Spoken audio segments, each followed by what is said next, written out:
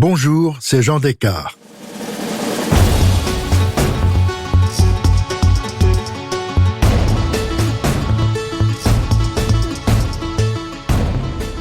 En bonus à mon récit sur la fête de la Fédération le 14 juillet 1790, je vous raconte comment la date du 14 juillet est devenue celle de la fête nationale française. Saviez-vous que 2 ans après la première, il y eut une nouvelle fête de la Fédération, le 14 juillet 1792. Comme la précédente, elle se déroule sur le Champ de Mars. La décoration est plus sobre et la foule moins nombreuse est très hostile au roi.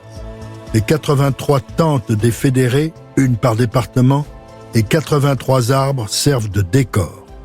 Au bas de l'un des arbres, situé au pied de l'autel de la patrie, est installé un bûcher.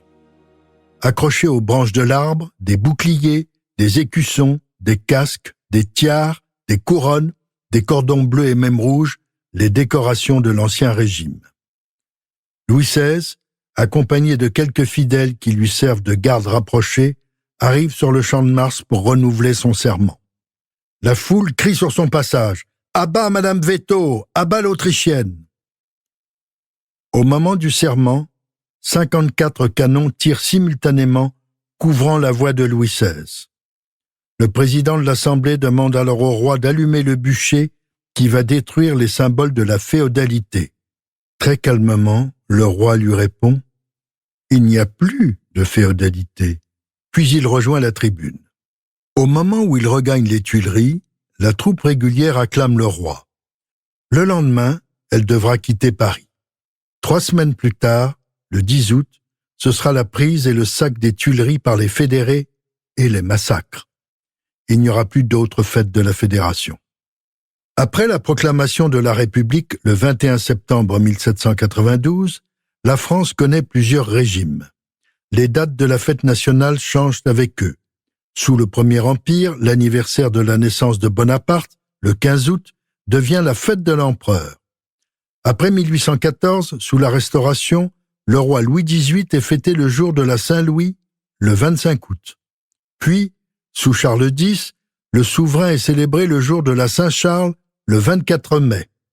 Sous la monarchie de Juillet, la Saint-Louis redevient une fête officielle. Sous le Second Empire, la Saint-Napoléon est remise à l'honneur.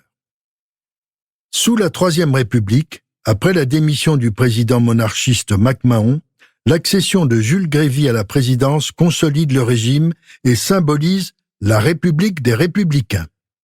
Le 21 mai 1880, un député de Paris dépose un projet de loi faisant du 14 juillet le jour de la fête nationale. La loi est promulguée le 6 juillet 1880, quelques jours avant la date de la première célébration en 1790, et ce n'est pas sans signification. En effet, il faut rappeler que le 14 juillet est une double célébration.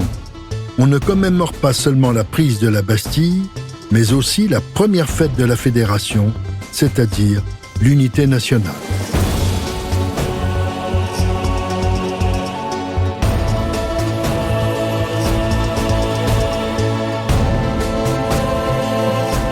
Si cet épisode vous a plu, allez écouter le récit de « Au cœur de l'histoire » consacré à la fête de la Fédération. Il vous plaira, j'en suis certain. Et surtout, n'hésitez pas à en parler autour de vous et à me laisser vos commentaires sur le groupe Facebook de l'émission. Je vous dis à bientôt pour un nouvel épisode de « Au cœur de l'histoire ». Au cœur de l'histoire est une production Europe 1 Studio. Ce podcast est écrit et présenté par Jean Descartes. Il a été réalisé par Guillaume Vassaux et Laurent Sirgui. Pour ne rater aucun épisode, abonnez-vous sur Apple Podcast ou vos plateformes habituelles d'écoute.